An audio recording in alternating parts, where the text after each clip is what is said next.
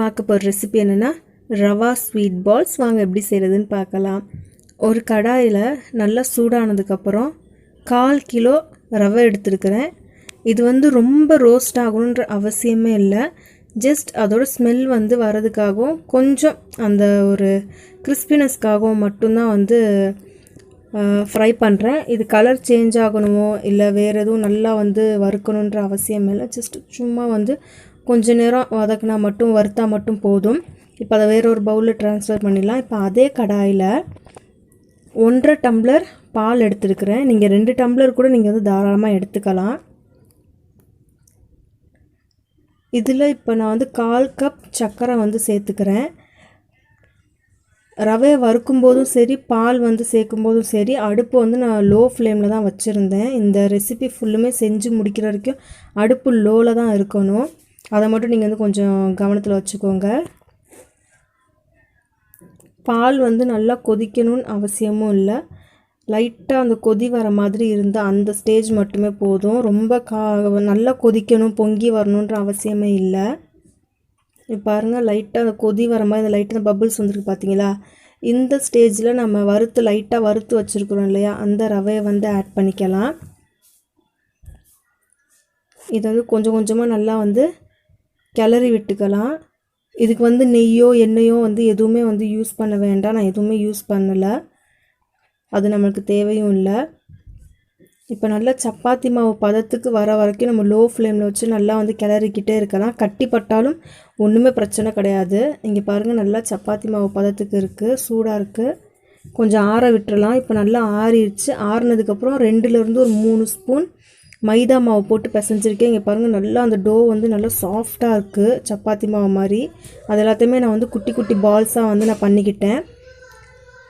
இப்போ நடுவில் நம்ம ஸ்டஃப் பண்ணுறதுக்காக கொஞ்சம் நடுவில் கொஞ்சம் அந்த ஸ்டஃபிங் வைக்கிறதுக்காக நடுவில் இடத்த விட்டுட்டு நான் ஃபுல்லாக இது பண்ணி வச்சுருக்கிறேன். நான் டார்க் சாக்லேட் எடுத்துருக்கிறேன். உங்களுக்கு வேணால் நீங்கள் ஒயிட் சாக்லேட் கூட நீங்கள் தாராளமாக யூஸ் பண்ணிக்கலாம். நான் என்ன சாக்லேட் யூஸ் பண்ணிக்கிறேன்னா ஆல்வின் மெரி மில்க் அப்படின்னு சொல்லிட்டு கடையில் 2 ரூபா தாங்க அந்த சாக்லேட்டு. ரொம்ப பெரிய அமௌண்ட்டெல்லாம் கிடையாது. நீங்கள் டைரி மில்க் கூட இதுக்கு பதிலாக யூஸ் பண்ணலாம். டைரி மில்க் ஷார்ட்ஸ் இருக்குல்ல, அதை கூட நீங்கள் யூஸ் பண்ணலாம். இப்போ இதை நடுவில் வச்சு நம்ம க்ளோஸ் பண்ணிடலாம், வெளியில் தெரியாத அளவுக்கு. இது மாதிரி நல்லா க்ளோஸ் பண்ணிவிட்டு நம்ம நல்லா உருண்டை பிடிச்சிக்கலாம். எந்த ஒரு கிராக்குமே இருக்கக்கூடாது, அதை நல்லா கவனத்தில் வச்சுக்கோங்க. கிராக் இல்லாமல் நம்ம உருண்டை பிடிச்சிக்கலாம்.